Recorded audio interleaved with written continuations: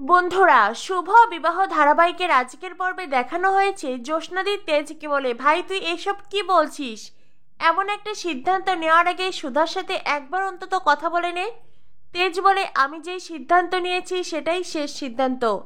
অনিকেত তার ছোট কাকি এই বাড়িতেই থাকবে, আর অনিকেত যদি সত্যি কথা বলে, সত্যিই যদি সুধার সাথে অনিকেতের ডিভোর্স না হয়, তাহলে আমি নিজে সুধাকে অনিকেতের হাতে তুলে দেব।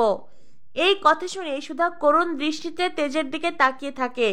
সুধার পায়ের তলার মাটি যেন সরে যায়। সার্থকের মা বলে, কিন্তু আমি যে তোর মুখের কথা বিশ্বাস করি না তেজ। তুই যে এত বড় একটা ত্যাগ করতে পারিস সেটা আমি কি করে বিশ্বাস করব?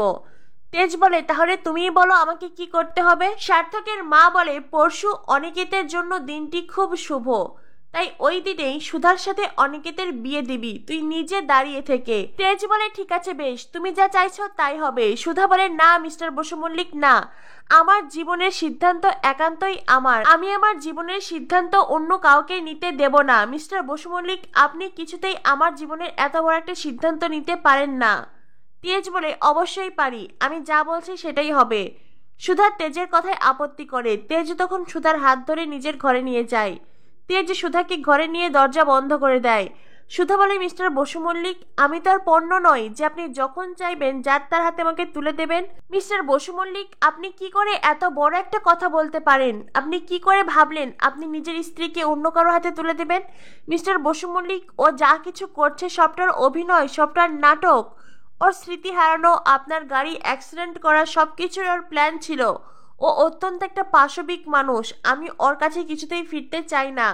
মিস্টার বসু মল্লিক, যেদিন আপনি আমাকে সার্থকের গুন্ডাদের হাত থেকে উদ্ধার করেছিলেন, সেই দিনটা নিশ্চয়ই আপনার মনে আছে।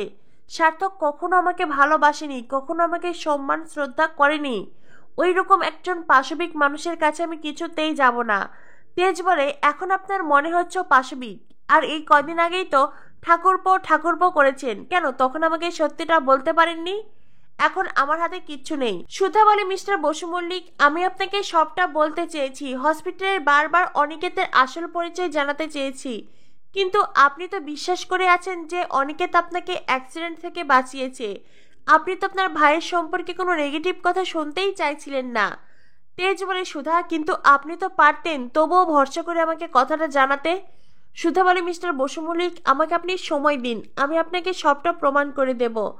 আমি প্রয়োজনে কোর্টে গিয়ে আপিল করব, আমি প্রমাণ করে দেব সার্থকের সাথে আমার ডিভোর্স হয়েছিল।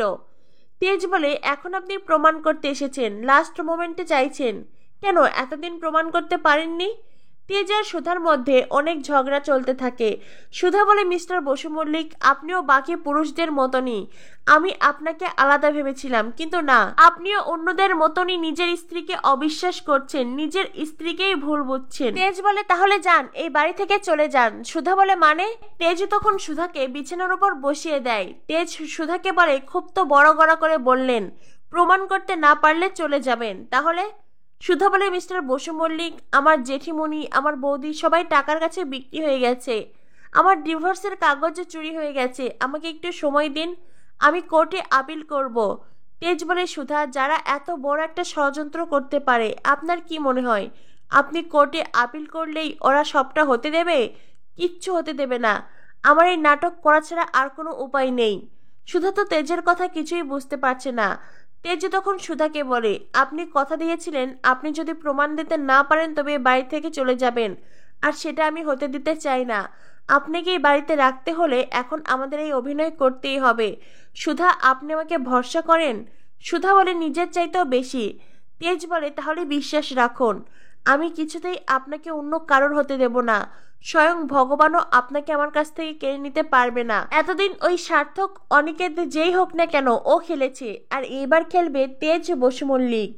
তেজের একটা অন্য প্ল্যান আছে, আর এবার সুধা সেই প্ল্যানের কথা জানতে পেরে খানিকটা নিশ্চিন্ত, কিন্তু কি করে কি হবে সুধা এখনো কিছু বুঝতে পারছে না। এদিকে সার্থক নোংরা ষড়যন্ত্র করছে কি করে তেজের কাছ থেকে সব সম্পত্তি কেড়ে নিয়ে তেজকে মেরে ফেলবে, আর অন্যদিকে ইমন প্ল্যান করছে কি করে তেজকে নিজের করে পাবে। ইমন তেজের ঘরের দরজার সামনে এসে আড়ি পাতে, আর এদিকে তেজ দরজা খুলতেই ইমন সোজা ঘরের ভেতরে চলে আসে। ইমন মনে মনে ভাবে, যাপ বাবা, ওদের ফিসফিস কথা তো কিছুই শুনতে পেলাম না, উল্টো ধরা পড়ে গেলাম। সুধা মনে মনে ভাবে, ইমন ম্যাম কি তবে আড়ি পাতে ছিলেন? এরপরে তেজ ইমনের হাত ধরে বলে, ইমন তুমি কি আমাকে ভালোবাসো? ইমন তো মনে মনে মহা খুশি, তেজ তাকে ভালোবাসার কথা বলছে। তার মানে তেজ সত্যি সত্যি সুধাকে অনিকেতের হাতে তুলে দেবে। ইমন বলে, তেজ আমি তোমাকে খুব ভালোবাসি। তেজ বলে, ঠিক আছে। এরপরে তেজের ঠাকুরদালানে আসে। সার্থকের মা ঠাম্মিকে বলেন, মা এটা কি হলো? এক মুখে তেজ বলছে সুধাকে সার্থকের সাথে বিয়ে দেবে, আর অন্যদিকে সুধাকে ঘরে নিয়ে দরজা বন্ধ করে দিয়েছে। তেজ কি এটা ঠিক করলো? তখনই সেখানে তেজ আসে। তেজ এসে বলে, আমি আর কখনো আমার ছায়াও সুধার উপরে পড়তে দেব না। তাই আমি সিদ্ধান্ত নিয়েছি, যেই মণ্ডপে অনিকেতার সুধার বিয়ে হবে সেই মণ্ডপে আমিও ইমনকে বিয়ে করব। আর এটা শুনে পরিবারের সবাই অবাক হয়ে যায়। অন্যদিকে আগামী এপিসোডে দেখানো হবে সুধা তার ডিভোর্সের সব প্রমাণ জোগাড় করছে। তো বন্ধুরা, কি হতে চলেছে শুভ বিবাহ ধারাবাহিকে? পরবর্তী আপডেট পেতে আমাদের সাথেই থেকো। ধন্যবাদ সবাইকে।